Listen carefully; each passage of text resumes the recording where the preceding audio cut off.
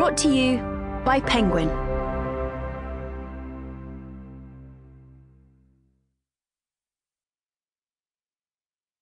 Save You by Morna Kasten. Read by Ella Lynch, Will Watt, Marisa Calin, and Alexandra Boulton. For Kim. Playlist. Delicate by Damien Rice. You and Me by Niall Horan.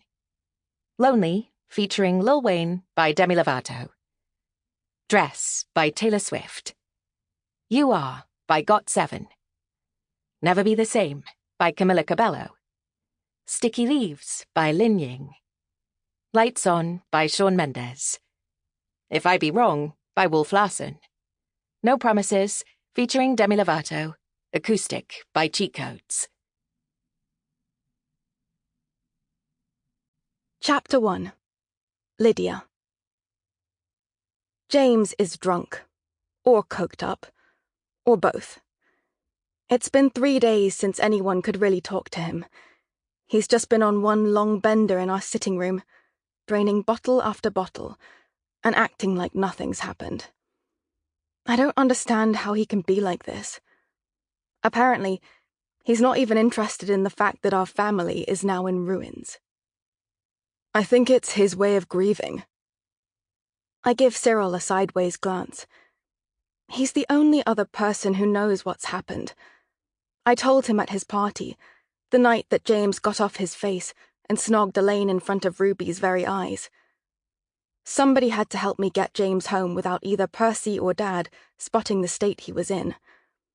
Our families are close friends, so Cy and I have known each other since we were kids.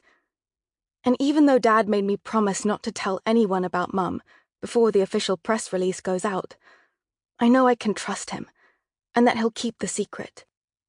Even from Ren, Keshav, and Alistair. I couldn't have got through the last few days without his help. He convinced Dad to leave James alone for a bit, and told the lads not to ask questions for the time being. They're sticking to that, although I get the impression that with every passing day, they're finding it harder and harder to watch James destroying himself. While my brother is doing his very best to shut off his brain, all I can do is wonder how I'm meant to cope. My mum is dead. Graham's mum died 7 years ago. The baby growing inside me isn't going to have a granny. Seriously, that's the thought running through my head on a perpetual ticker. Instead of grieving, I'm wrestling with the fact that my child will never know the embrace of a loving grandmother. What the hell is wrong with me? But I can't help it. The thoughts in my head have taken on a life of their own. They escalate until I'm wallowing in catastrophic scenarios, and I'm so scared of the future that I can't think about anything else. It's like I've been in a state of shock for 3 days. I guess something inside me, and James, broke horribly when Dad told us what had happened. I don't know how to help him, I whisper, watching James tip back his head and drain yet another glass. It hurts to see him suffering. He can't keep on like this forever. Sooner or later, he's going to have to face reality. And in my view, there's only one person in the world who can help him with that.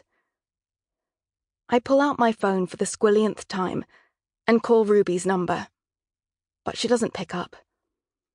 I wish I could be angry with her, but I can't. If I'd caught Graham with someone else, I wouldn't want anything to do with him, or anyone associated with him ever again either. Are you calling her again? Cy asks, glancing skeptically at my phone. I nod, and he frowns disapprovingly. I'm not surprised by his reaction. He thinks Ruby's only interested in James for his money. I know that's not true, but once Cyril's made up his mind about a person, it's very hard to convince him to change it.